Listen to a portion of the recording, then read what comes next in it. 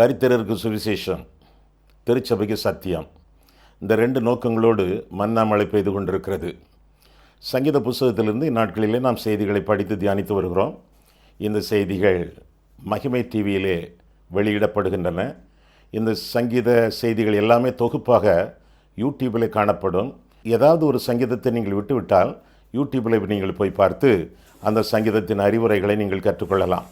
இந்த செய்திகளை கேட்ட பிறகு உங்களுடைய ஆலோசனைகள், ஜெப குறிப்புகள் இவற்றையெல்லாம் நீங்கள் எங்களுக்கு தெரியப்படுத்துவீர்கள் என்றால் உங்களுக்காக ஜெபிப்போம், ஆலோசனைகள் உங்களுக்கு வழங்குவோம். அது மட்டுமல்ல, வேதம் முழுவதற்கும் வேத தியான உரை எழுதியிருக்கிறோம். திருமறை தெளிவுரை என்ற தலைப்பில் 66 புஸ்தகங்களுக்கும் விளக்க உரை எழுதியிருக்கிறோம். வேண்டியவர்கள் நீங்கள் என்னுடைய முகவரியிலே டெலிஃபோனிலே தொடர்பு கொண்டு நீங்கள் அவற்றை பெற்றுக்கொள்ளலாம். 8 வால்யூமில் 8 பாகங்களாக வேதம் முழுவதற்கு விளக்க உரை கொடுக்கப்பட்டிருக்கிறது. அவற்றை நீங்கள் பெற்று ஆசீர்வாதமாக இருக்கவும், உங்களுடைய ஒரு குடும்ப பொக்கிஷமாக அவற்றை கருதவும் உங்களை கேட்டுக்கொள்கிறேன். தொடர்ந்து இந்த செய்திகளை பாருங்கள். இந்த செய்திகளை, இந்த டிவி சேனலை மற்றவர்களுக்கு நீங்கள் அறிமுகப்படுத்துங்கள். ஆண்டவர் உங்களை ஆசீர்வதிப்பாராக. ஆமேன். மன்னா மழையில் நனைய மறுபடியும் உங்களை மனமகிழ்ச்சியோடு வரவேற்கிறேன். சங்கீத புஸ்தகத்திலிருந்து இந்நாட்களில் நாம் செய்திகளை படித்து தியானித்து வருகிறோம்.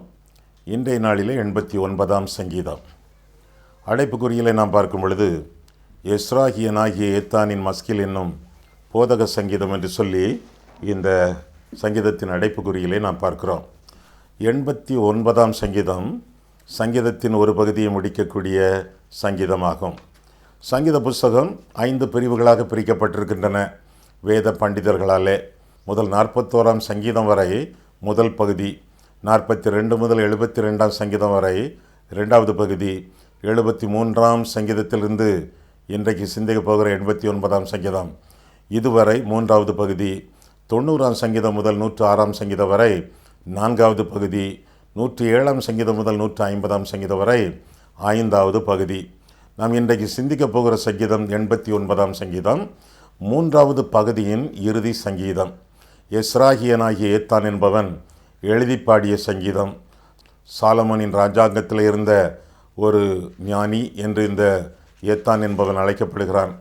நாம் ஏற்கனவே அறிந்திருக்கிறது போல ஏமான், ஏத்தான், ஆசாப் என்ற இசை வல்லுநர்களிலே இந்த ஏத்தான் ஒருவன் அல்ல. இவர் வித்தியாசமானவன். எனவே தான் எஸ்ராகியனாகிய ஏத்தான் என்று இவனை குறித்து வேதம் நமக்கு அறிவிக்கிறது. இன்னும் சிலர் சொல்வார்கள் ஆலயத்தில் உள்ள இசை வல்லுநர்களில் ஒருவனாகிய யோவேல் என்பவனுடைய மகன் இந்த ஏத்தான் என்றும் அறிவிப்பார்கள். யாருடைய மகனோ இவன் ஒரு இசை வல்லுநன், ஆண்டவருடைய சங்கீதத்தை ஆண்டவருடைய கிருபையினாலே வார்த்தைகளினாலே பாடினவன் என்று சொல்லி வேதம் நமக்கு கற்றுக் கொடுக்கிறது.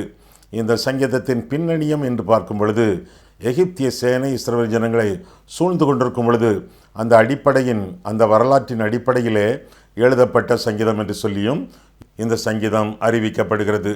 பின்னணிய வரலாறை 1 நாளாகமம் 12ஆம் அதிகாரத்திலே பார்க்கிறோம். இது மஸ்கீல் என்னும் போதக சங்கீதம் என்று வாசிக்கிறோம். மஸ்கீல் என்றால் போதனை, டீச்சிங் என்ற அர்த்தம். இது ஒரு போதனை சங்கீதம். இந்த சங்கீதம் அதிகமான உணர்ச்சி கொந்தளிப்புகளை காட்டக்கூடிய சங்கீதம் என்று சொல்லி 23ஆம் வசனம் முதல் 27ஆம் வசனம் வரையிலும், 38ஆம் வசனத்திலிருந்து 39ஆம் வசனம் வரையிலும் நாம் காண்கிறோம். இந்த சங்கீதத்தில் 52 வசனங்கள் உண்டு. ஒரு வருஷத்திற்கு 52 வாரங்கள் உண்டு. ஒரு வாரத்திற்கு ஒரு சங்கீதம் என்று பிரசங்கித்தால் ஒரு வருஷத்திற்கு இந்த சங்கீதத்தின் வசனங்கள் போதுமானவையாக காணப்படுகின்றன. எல்லா விதமான பருவ காலங்களுக்கும் ஏற்ற சங்கீதம் இது. குளிர்காலமா, வெயில் காலமா, வசந்த காலமா, மழை காலமா, எல்லா காலத்திற்கும் ஏற்றதொரு சங்கீதமாக, வாழ்க்கையிலே கூடுதல் குறைவுகள், மேல் கீழ் என்றெல்லாம் இருக்குமே, எல்லா விதமான சூழ்நிலைகளுக்கும் பொருத்தமான சங்கீதமாக இந்த சங்கீதம் காணப்படுகிறது. மேலாக இந்த சங்கீதத்தின் அடிப்படை கருத்து, எல்லா காலங்களிலும் தெய்வம் பொதுவானவர், உண்மையானவர், எல்லா காலத்திற்கும் கர்த்தர் போதுமானவர் என்பதை இந்த சங்கீதம் நமக்கு அறிவிக்கிறது. சிறுவன் ஒருவன் பட்டம் விடுகிறான். சில இடங்களிலே பட்டம் என்பதை காற்றாடி என்று சொல்வார்கள். அதில் தேவன் அன்பாய் இருக்கிறார் என்று எழுதப்பட்டிருக்கிறது. பட்டம் விட பல திசைகளிலும் காற்றுகளினால் அடிபட்டு அசைந்து பட்டம் அங்கங்கே பறந்து செல்கிறது.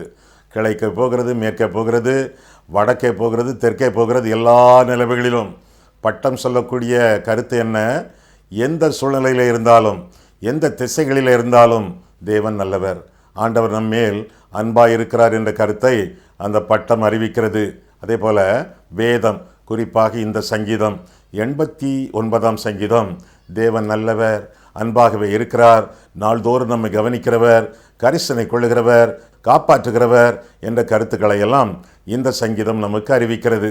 மேலாக ஒவ்வொரு சங்கீதத்தை பற்றியும் நாம் படிக்கும் பொழுது அதில் 3 அல்லது 4 அல்லது 5 கருத்துக்களை நாம் பார்ப்போம். இந்த சங்கீதம் நீளமான சங்கீதமாயிற்றே, இது ஆண்டவருடைய படங்களை, ஆண்டவருடைய தோற்றங்களை 7 விதமாக இந்த சங்கீதம் விஸ்தரிப்பதாக நாம் காணலாம். 7 விதமாக நம்முடைய தெய்வம் எப்படிப்பட்டவர் என்பதை காட்டக்கூடிய சங்கீதம். முதலாவதாக உண்மையான தெய்வம் என்று சொல்லி முதல் 4 வசனங்களிலே, பிற பல வசனங்களிலே நாம் பார்க்கிறோம்.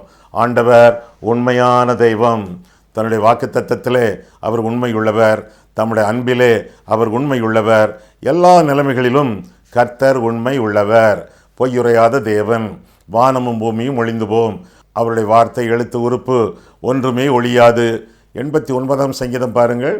கர்த்தரின் கிருபைகளை என்றென்றைக்கும் பாடுவேன், உமது உண்மையை தலைமுறை தலைமுறையாக என் வாயினால் அறிவிப்பேன். கிருபை என்றென்றைக்கும் ஸ்திரப்பட்டிருக்கும், உமது உண்மையை வானங்களிலே ஸ்தாபிப்பீர் என்றேன். என்னால் தெரிந்து கொள்ளப்பட்டவனோடே உடன்படிக்கை பண்ணி என் தாசனாகிய தாவீதை நோக்கி, என்றென்றைக்கும் உன் சந்ததியை நிலைப்படுத்தி தலைமுறை தலைமுறையாக உன் சிங்காசனத்தை ஸ்தாபிப்பேன் என்று ஆணையிட்டேன் என்றீர். சேலா. சேலா என்றால் நிறுத்தி, யோசித்து, தியானித்து, முந்தின வசனங்களை வாசித்து, அந்த வசனங்களின் கருத்துக்களுக்கு நாம் கைக்கொள்ள ஒப்பு கொடுத்து மற்ற வசனங்களுக்கு கடந்து செல்ல வேண்டும் என்பதுதான் சேலா என்ற வார்த்தையின் விளக்கம். எங்கே சேலா வருகிறதோ உடனே அந்த வசனத்தை நிறுத்திவிட்டு முந்தின வசனங்களை மீண்டும் மீண்டும் வாசித்து அது கற்றுக் கொடுக்கும் உண்மைகளை கடைபிடிக்க நம்மை ஒப்பு கொடுத்து மற்ற வசனங்களுக்கு கடந்து செல்ல வேண்டும். 1ஆம் வசனம், 2ஆம் வசனம், 5ஆம் வசனம், 8ஆம் வசனம், 14ஆம் வசனம், 24ஆம் வசனம், 33, 37, 49, 52 இந்த வசனங்கள் எல்லாம் ஆண்டவருடைய உண்மை தன்மையை புலப்படுத்தக்கூடிய வசனங்களாக காணப்படுகின்றன. ஆண்டவர் தம்முடைய வாக்கு தத்தங்களிலே உண்மையுள்ளவர் என்று சொல்லி இந்த சங்கீதம் நமக்கு அறிவிக்கிறது. மேலாக அவருடைய உடன்படிக்கையிலே தெய்வம் உண்மையுள்ளவர் என்று சொல்லுகிறது. தம்முடைய மன்னிக்கும் தன்மையிலே அவர் உண்மையுள்ளவர் என்று சொல்லி இந்த சங்கீதம் நமக்கு அறிவிக்கிறது. அது மட்டுமல்ல, தம்முடைய நியாய தீர்ப்பிலும் ஆண்டவர் உண்மையுள்ளவர் என்று சொல்லி இந்த சங்கீதம் அறிக்கை செய்கிறது. எனவே தேவன் உண்மையுள்ளவர் என்பதனாலே அவருடைய குணாதிசயத்திலே நாம் நம்பிக்கை கொண்டு அவரை சார்ந்து நாம் வாழ முடியும். அவருடைய உண்மைத்தன்மையை 1ஆவது வசனத்திலே பாடக்கடவோம், அவருடைய உண்மைத்தன்மையை பகிர்ந்து கொள்வோம், அந்த உண்மைத்தன்மைக்கு அர்ப்பணிப்போம் என்று சொல்லியும் 7ஆம் வசனம் அறிவிக்கிறது. தெய்வம் உண்மையுள்ளவர். நாம் உண்மையற்றவர்களாக இருந்தாலும் தெய்வம் உண்மையுள்ளவர். அவருடைய உண்மைத்தன்மையிலே பற்றுறுதி கொண்டு வாழ்வோம். நம்முடைய அவிசுவாசம் தேவனுடைய உண்மையை அவமாக்காது என்று சொல்லி ரோமர் 3ஆம் அதிகாரம் 3ஆம் வசனத்திலே வாசிக்கிறோம். கர்த்தர் உண்மையுள்ளவர், அவர் சொன்னதை செய்வார், உடனே அல்லது படிப்படியாக அல்லது அவருடைய வேளையிலே செய்வார் என்று அறிந்து அவரையே பற்றி பிடித்து வாழ கடவோம். 2ஆவதாக அவர் உடன்படிக்கையின் தெய்வம். 1ஆவதாக உண்மையுள்ள தெய்வம், 2ஆவதாக உடன்படிக்கையின் தெய்வம் என்று சொல்லி கூட 3ஆவது வசனத்திலே பார்க்கிறோம். என்ன 3ஆம் வசனம்? என்னால் தெரிந்து கொள்ளப்பட்டவனோடே உடன்படிக்கை பண்ணி என் தாசனாகிய தாவீதை நோக்கி என்று தொடர்ந்து நாம் வாசிக்கிறோம். உடன்படிக்கையின் தெய்வம், தாமாக வலிய நம்மோடு தெய்வம் உடன்படிக்கை பண்ணுகிறார் என்று சொல்லி வேதம் நமக்கு கற்றுக் கொடுக்கிறது. 3ஆவது வசனத்திலே தெரிந்து கொள்ளப்பட்டவனோடு உடன்படிக்கை. நாம் ஆண்டவரால் தெரிந்து கொள்ளப்பட்டவர்களா? நிச்சயமாக தெரிந்து கொள்ளப்பட்டவர்கள். யாரெல்லாம் பாவ மன்னிப்பு பெற்று ஆண்டவருக்காக வாழ்ந்து கொண்டிருக்கிறோமோ அவர்களெல்லாம் தெரிந்து கொள்ளப்பட்டவர்கள். 1 பேதுரு 2ஆம் அதிகாரம் 9ஆம் வசனத்திலே நாம் பார்க்கும் பொழுது, நீங்களோ உங்களை அந்தகாரத்திலிருந்து தம்முடைய ஆச்சரியமான ஒளியினிடத்திற்கு வரவழைத்தவருடைய புண்ணியங்களை அறிவிக்கும்படி தெரிந்து கொள்ளப்பட்ட சந்ததி என்று சொல்லி வேதம் நமக்கு கற்றுக் கொடுக்கிறது. தெரிந்து கொள்ளப்பட்டவர்களோடு உடன்படிக்கை, கிருபை பெற்றவர்களோடு உடன்படிக்கை. நாம் நிர்மூலமாகாதிருக்கிறது தேவனுடைய சுத்த கிருபை என்று சொல்லி வேதம் கற்றுக் கொடுக்கிறது. தெரிந்து கொள்ளப்பட்டவனோடு உடன்படிக்கை 3ஆவது வசனம். கிருபை பெற்றவர்களோடு உடன்படிக்கை என்பது 28ஆம் வசனம். 34ஆம் வசனத்திலே இது மாறாத மீறாத உடன்படிக்கை, இது மாறாத மீறாத உடன்படிக்கை. ஒரு தரம் சொன்னார், சொல்வதை ஆண்டவர் திரும்பவும் எடுத்துக்கொள்கிறதில்லை, வித்ட்ரா பண்ணுகிறதில்லை, நிறைவேற்றியை தீர்வார். 39ஆம் வசனத்திலே அது மட்டுமல்ல, அவர் ஒழித்து விட்ட உடன்படிக்கை என்று சொல்லிக்கூட நாம் பார்க்கிறோம். உண்மையுள்ள ஆண்டவரிடத்திலே நாம் உண்மையாக ஜீவிக்கவில்லை என்றால், 39ஆம் வசனம், உமது அடியானுடன் நீர் பண்ணின உடன்படிக்கையை ஒழித்துவிட்டு அவன் கிரீடத்தை தரையிலே தள்ளி அவமானப்படுத்தினீர் என்று சொல்லி வேதத்திலே வாசிக்கிறோம். உடன்படிக்கையிலே மாறாத தெய்வம். நாமோ அந்த உடன்படிக்கையை மீறிவிட்டால் ஆண்டவரும் அந்த உடன்படிக்கையை ஒழித்துக் கொள்வதாக நாம் வேதத்திலே வாசிக்கிறோம். ஆண்டவரோடு உள்ள உடன்படிக்கையை அவர் காத்துக்கொள்வார். நாமும் காத்துக்கொண்டு அவரிடத்தில் பற்றுறுதி கொண்டு வாழ வேண்டியது நம்முடைய கடமை என்று சொல்லி வேதம் கற்றுக் கொடுக்கிறது. முதலாவதாக உண்மையான தெய்வம், இரண்டாவதாக உடன்படிக்கையின் தெய்வம், மூன்றாவதாக உயர்த்திவிடும் தெய்வம். 16ஆம் வசனம் முதல் 27ஆம் வசனம் வரை பார்க்கும் பொழுது கர்த்தர் நம்மை உயர்த்துகிறார் என்று சொல்லி வேதம் கற்றுக் கொடுக்கிறது.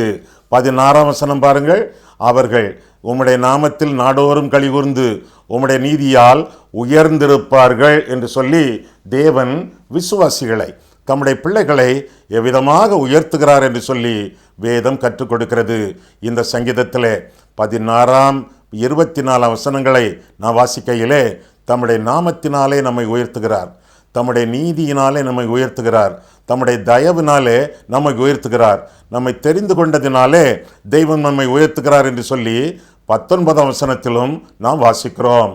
ஆக தாவீதை ஆண்டவர் உதாரணமாக கொள்ளுகிறார். அவன் ஆண்டவரால் தெரிந்து கொள்ளப்பட்டவன். 19ஆம் 20ஆம் வசனங்களிலே அவன் தேவனால் உருவாக்கப்பட்டவன். 21ஆம் 23ஆம் வசனங்களிலே அவனை ஆண்டவர் உயர்த்தினார். 24ஆம் 27ஆம் வசனங்களிலே ஆண்டவர் அவனை ஸ்தாபித்தார், அவனை நிறுவினார் என்று சொல்லி இன்னும் 4ஆம் வசனத்திலே 2 சாமுவேல் 7ஆம் அதிகாரத்திலே தொடர்ந்து நாம் வாசிக்கிறோம். உயர்த்தக்கூடிய ஆண்டவர், உளையான சேற்றிலிருந்து உன்னத ஸ்தலத்திற்கு உயர்த்தக்கூடிய ஆண்டவர். தாவீதை உயர்த்தினார், யோசேப்பை உயர்த்தினார், தானியேலை உயர்த்தினார், எத்தனை பேரை ஆண்டவர் உயர்த்தி கன்மலையிலே நிறுத்தினார். நம்மையும் கூட கிருபையினாலே விசுவாசத்தை கொண்டு ஆண்டவர் நம்மை ரட்சிக்கிறாரே, நம்மையும் கூட உன்னதங்களிலே உட்கார வைக்கிறார், ராஜாக்களாக ஆசாரியர்களாக உயர்த்துகிறார் என்றெல்லாம் சொல்லி நாம் வேதத்திலே வாசிக்கிறோம். இன்னும் 4ஆவதாக பார்க்கும் பொழுது உறுதிப்படுத்தும் தெய்வம் என்று சொல்லிக்கூட 21ஆம் வசனம் முதல் 37ஆம் வசனம் வரை நாம் பார்க்கிறோம்.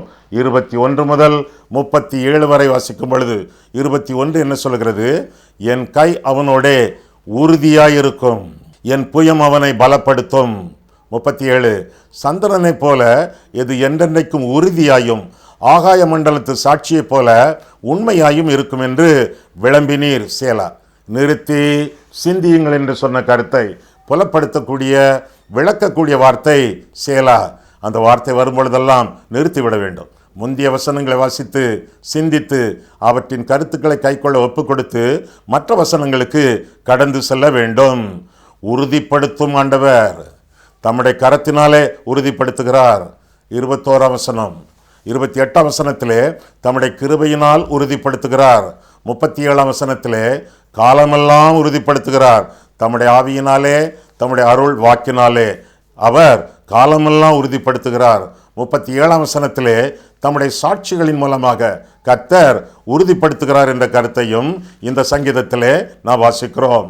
ஆக பலவிதமான தெய்வத்தின் பலவிதமான அம்சங்களை குறித்து பார்க்கிறோம். முதலாவதாக உண்மையான தெய்வம், இரண்டாவதாக உடன்படிக்கையின் தெய்வம், மூன்றாவதாக உயர்த்திவிடும் தெய்வம், நான்காவதாக உறுதிப்படுத்தும் தெய்வம், ஐந்தாவதாக உக்கிரமான தெய்வம், கோபப்படும் தெய்வம், சினங்கொள்ளும் தெய்வம், எரிச்சல் படும் தெய்வம் என்று சொல்லிக்கூட 38ஆம் வசனம் முதலாக நாம் வாசிக்கிறோம். தெய்வத்தின் பல்வேறு பூரணமான 7 அம்சங்களை விளக்கக்கூடிய சங்கீதம்.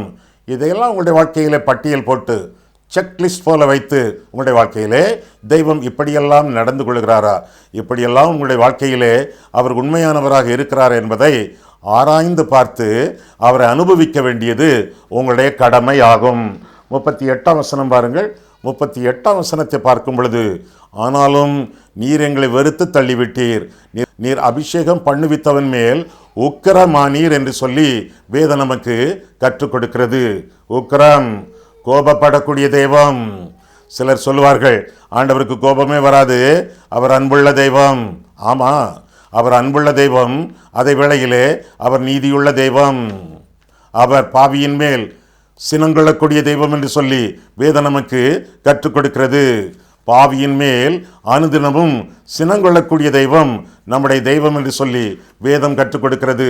சொல்லுவார்களே உலகத்தில், பாவத்தை வெறுக்கிறார், பாவியை நேசிக்கிறார் என்று சொல்லி. அப்படி சொல்லவில்லையே வேதம்.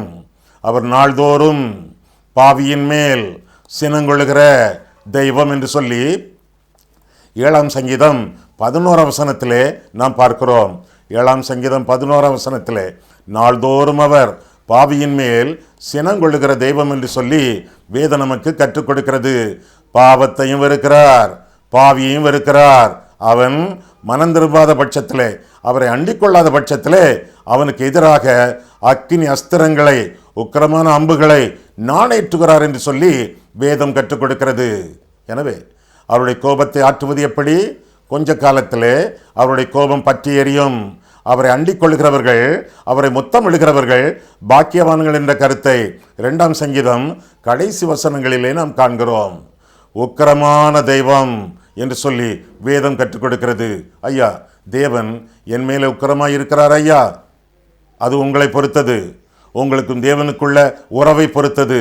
30ஆம் வசனத்திலே வேதத்தை விட்டு விலகக்கூடியவர்கள் மேல் அவர் கோபம் கொள்கிறார். 31ஆம் 32ஆம் வசனங்களிலே கர்த்தருடைய வழிகளை விட்டு வழி விலகி செல்லும் பொழுது, ஆண்டவருடைய வசனங்களை ஏற்றுக்கொள்ளாமல் மீறி நடக்கிறவர்கள் மேல் அவர் கோபம் கொள்கிறார். தேவ கோபத்தின் காரணங்கள் இவை மட்டுமல்ல, இன்னும் ஆண்டவர் வேண்டாம், பாவம் போதும் என்று சொல்லி பாவத்தை பால் போல பருகக்கூடியவர்கள் மேல் கர்த்தர் கோபம் கொள்கிறார். ஒரு நாணயத்தில் 2 பக்கங்கள் உண்டு. ஒரு நாணயத்தில் 2 பக்கங்கள் உண்டு. அதுபோல தேவன் என்ற நாணயத்தில் 2 பக்கங்கள்.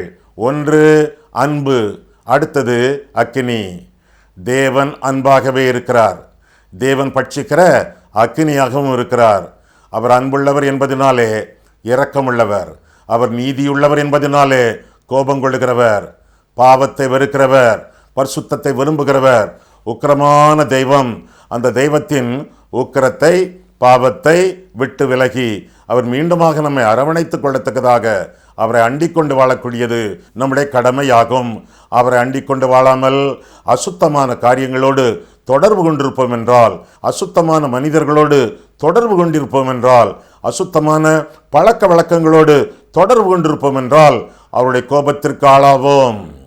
அண்டிக் கொண்டிருக்கக்கூடிய அசுத்தமான உறவுகள் துண்டிக்கப்பட வேண்டும். அப்பொழுதுதான் ஆசீர்வாதங்கள் நமக்கு சொந்தமாகும். அவருடைய கோபத்தை ஆற்றுவது எப்படி?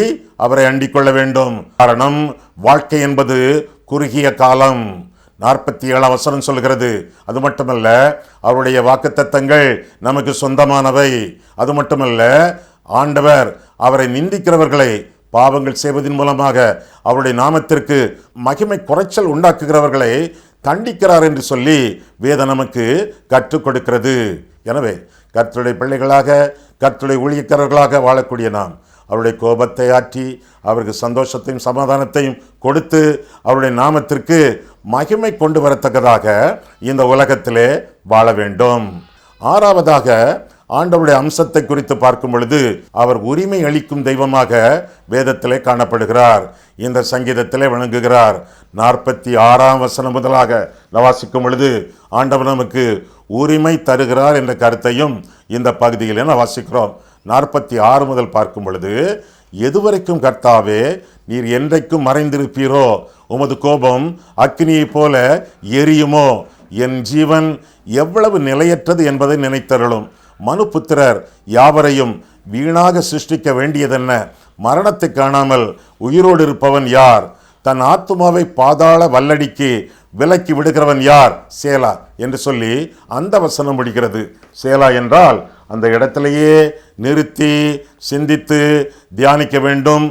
என்ற குறிக்கோளை கொண்டது அந்த சேலா என்ற வார்த்தையின் அர்த்தமாகும். சேலா வரும் பொழுதெல்லாம் உடனடியாக நிறுத்திவிட்டு முந்தின வசனங்களை வாசித்து தியானித்து அந்த வசனங்கள் சொல்லக்கூடிய கருத்துக்களுக்கு நம்முடைய வாழ்க்கையை ஒப்புக் கொடுத்து கடந்து செல்ல வேண்டும். மற்ற வசனங்களுக்காக உரிமை அளிக்கக்கூடிய தெய்வம் நமக்கு உரிமைகளை தருகிறார். குறிப்பாக கேள்வி கேட்கும் உரிமையை ஆண்டவர் தருகிறார். கேள்விகளுக்கு பதிலளிப்பது அவருடைய இஷ்டம். சில கேள்விகளுக்கு பதிலளிக்கிறார், சில கேள்விகளுக்கு கொஞ்ச நாட்கள் கழித்து பதிலளிக்கிறார். சில கேள்விகளுக்கு ஆண்டவர் பதிலளிப்பதே இல்லை. பதிலளிப்பதும் பதிலளிக்காததும் கர்த்தருடைய சித்தம். காரணம், விளக்கங்களினாலே நாம் வாழவில்லை, விசுவாசத்தினாலே நாம் வாழ்கிறோம். ஆண்டவரை பற்றி விசுவாசத்தினூடாக வாழ வேண்டியது, வழிநடக்க வேண்டியது நம்முடைய கடமை என்று சொல்லி வேதம் நமக்கு கற்றுக் கொடுக்கிறது. என்னென்ன கேள்விகள்? எதுவரைக்கும் கர்த்தாவே உம்முடைய நடத்துதலுக்கு, உம்முடைய தண்டனையின் காலங்களுக்கு முடிவு இல்லையோ, அந்த காலம் சீக்கிரமாக நிறைவேறாதோ, மீண்டுமாக வசந்த காலம் எங்களுடைய வாழ்க்கையிலே பிறக்காதோ, எதுவரைக்கும் ஆண்டவரே? வேதத்தில் வாசிக்கிறோம், பூமியிலே போராட மனுஷனுக்கு குறிக்கப்பட்ட காலம் உண்டல்லவோ, கொஞ்ச காலம் உன்னை மறந்தேன், ஆனாலும் மீண்டும் நீடிய சகாயத்தோடு உன்னை சேர்த்துக் கொள்வேன் என்று சொல்லி கர்த்தர் திருவளம் பெற்றுகிறார். மறைந்திருப்பீரோ? மறைந்திருக்க மாட்டார். உண்மையிலேயே அவர் தீமையை பார்க்க மாட்டாத சுத்த கண்ணன். நம்முடைய வாழ்க்கை பரிசுத்தமாகும் பொழுது இயேசுவின் இரத்தத்தினாலே கழுவப்பட்டு அந்த கழுவப்படுதலின் அனுபவத்தை நம்முடைய வாழ்க்கையிலே சொந்தமாக்கி கொண்டு அவர்களை நாம் நிலைத்திருக்க நம்மை அர்ப்பணிக்கும் பொழுது மறைந்திருக்கிறவர் போல காணப்படும் ஆண்டவர் தெளிவாக நமக்கு முன்பாக நிற்கிறார் என்பதை அறிந்து கொள்வோம். எதுவரைக்கும் ஆண்டவரே? 46ஆம் வசனம். அதே வசனத்திலே மறைந்திருப்பீரோ? அதே வசனத்திலே கோபம் பற்றி எரியுமோ? பாவம் இருக்கும் வரை கோபம் இருக்கும். பாவம் மறையும் பொழுது, மனம் திரும்பும் பொழுது கோபம் நீங்கும். சிருஷ்டிக்க வேண்டியது என்ன? எங்களை எல்லாம் நீர் உருவாக்க வேண்டியது என்ன? சிருஷ்டிகரை நோக்கி இந்த கேள்வியை கேட்கவே கூடாது. துன்பமானாலும் கேட்கக்கூடாது, தற்பெருமையானாலும் கேட்கக்கூடாது. கேள்வி கேட்காமல் அவருடைய பலத்த கரத்தின் கீழே அடங்கி இருந்து வாழ வேண்டியது நம்முடைய கடமை. உயிரோடு இருப்பவன் யார்? பாதாள வல்லடிக்கு விலக்கி காப்பவன் யார்? பூர்வ கிருபைகள் எங்கே? இவை எல்லாவற்றிற்கும் நம்மை விலக்கி காக்கக்கூடியவர் தெய்வம் என்று சொல்லி வேதத்திலே வாசிக்கிறோம். நம்முடைய பாவங்களுக்காக அவர் பிரிக்கப்பட்டார் தேவ சமூகத்தை விட்டு. நம்முடைய பாவங்களுக்காக அவர் வேதனைப்பட்டார். ஏசாயா 53ஆம் அதிகாரம். நம்முடைய பாவங்களுக்காக அவர் மரித்து அடக்கம் பண்ணப்பட்டு பாதாளம் சென்றார். நம்மோடு நமக்குள்ளே அவர் வாசம் பண்ணும்படியாக 3ஆம் நாளிலே அவர் உயிர்த்தெழுந்தார். பாதாளத்தின் வல்லடி, பாதாளத்தின் பயங்கரங்கள், மரண பயம், நரக பயம், இவை எல்லாவற்றிலும் இன்று நம்மை மீட்டு ரட்சிக்கத்தக்கதாக ஆண்டவர் நமக்காக பிரிக்கப்பட்டு வேதனைப்பட்டு பாதாளமும் சென்றார். எனவே நமக்கு இந்த விதமான பிரிவோ வேதனையோ மரணமோ கிடையவே கிடையாது. அவரை பற்றி பிடித்து வாழும் பொழுது அவருக்குள்ளான நித்திய ஜீவனை பெற்று நித்திய ஜீவனுக்குள்ளே பிரவேசிப்போம். 7ஆவதாக, கடைசியாக, பூரணமான தெய்வத்தின் அன்பின் அம்சம்.